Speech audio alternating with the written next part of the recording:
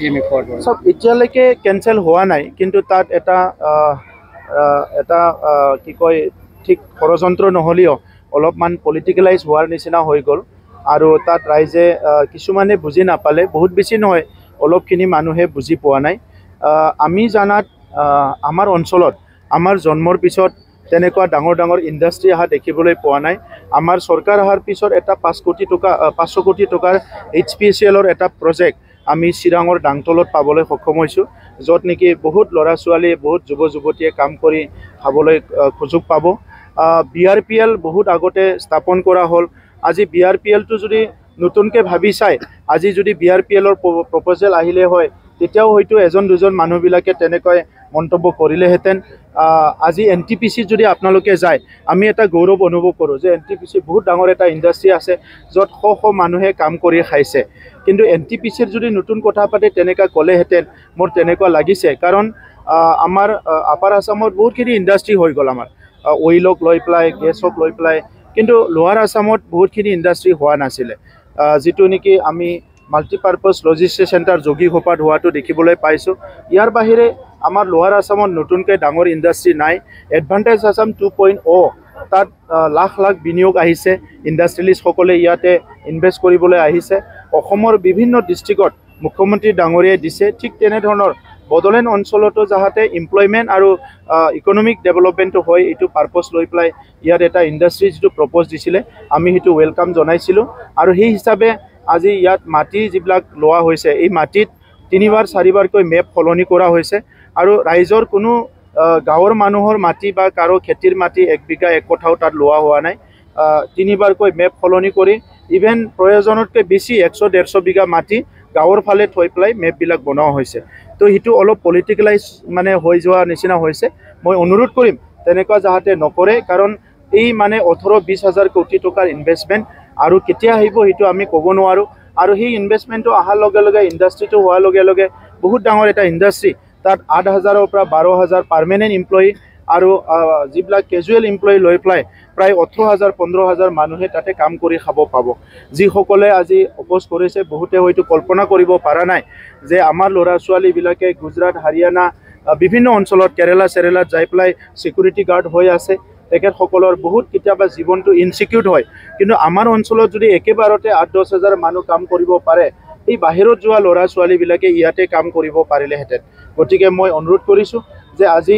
বহুতে কথাটো বুজি পাইছে বহুতে বুজি পোৱা নাই এইটো লৈ পেলাই ৰাজনীতি কৰিব নালাগে কাৰণ সেইটো আমাৰ ভৱিষ্যতৰ লগত লিংক হৈ আছে গতিকে মুখ্যমন্ত্ৰী ডাঙৰীয়াৰ কথাটো মই দেখিছোঁ যে তেখেতে যিকোনো ঠাইত এই ইণ্ডাষ্ট্ৰিটো বনাব পাৰে কিন্তু যেহেতু বিভিন্ন ডিষ্ট্ৰিক্টত ইণ্ডাষ্ট্ৰি হ'ল আমাৰ তাত এই ইণ্ডাষ্ট্ৰিটো যিটো প্ৰপ'জেল সেইটো ইয়াত দিয়াৰ কাৰণে আমি তেখেতক ধন্যবাদ জনাইছোঁ মই আশা ৰাখিছোঁ যে আমাৰ বড়োলেণ্ড অঞ্চলতে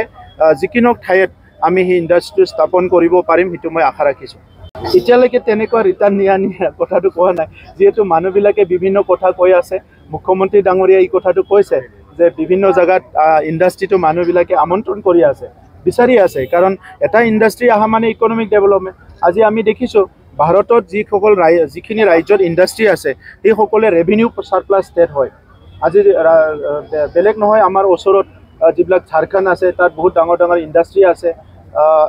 যিবিলাক হাৰিয়ানা বা বিভিন্ন ষ্টেটবিলাক তেখেতসকলে ৰেভিনিউ সাৰপ্লাছ ষ্টেট হয় তো আমাৰ তাত আজি ইণ্ডাষ্ট্ৰি নোহোৱাৰ কাৰণে আমি ৰেভিনিউটো আমি বহুত তলত পৰি থাকোঁ কিন্তু মুখ্যমন্ত্ৰী ডাঙৰীয়াই বহুত কষ্ট কৰি GDPটো আগত বাঢ়াই লৈ গৈছে আগত উঠাই লৈ আহিছে ভাৰতৰ ভিতৰত অসমখন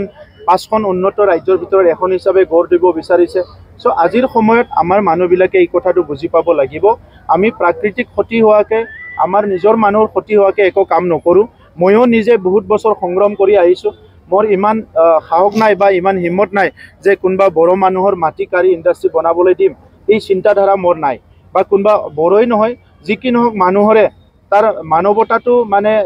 দূৰত থৈ পেলাই কিবা এটা কাম কৰিম সেইটো মোৰ মানসিকতাত নাই গতিকে আজি ছ'চিয়েল মিডিয়াত বিভিন্ন কথাবিলাক বিভিন্নজনে কৈছে যিসকলে আৰামছে 4 লাখ টকা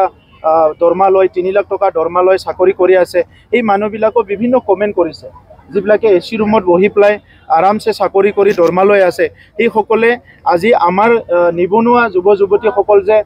গোৱাত গৈ পেলাই ক'ৰবাত গৈ পেলাই ছিকিউৰিটি গাৰ্ড হৈ পেলাই বা বিভিন্ন কাম কৰি লোহা ইণ্ডাষ্ট্ৰীত কাম কৰি কিমান কষ্ট কৰি আছে সেইবিলাক তেখেতসকলে বুজি নাপায়। তো সেইকাৰণে আজি মই চবকে অনুৰোধ কৰিছোঁ যে এই কথাটো যাতে চবে বুজিবলৈ চেষ্টা কৰে আৰু ইণ্ডাষ্ট্ৰীটো স্থাপন কৰিবলৈ সকলো যাতে সহযোগ কৰে।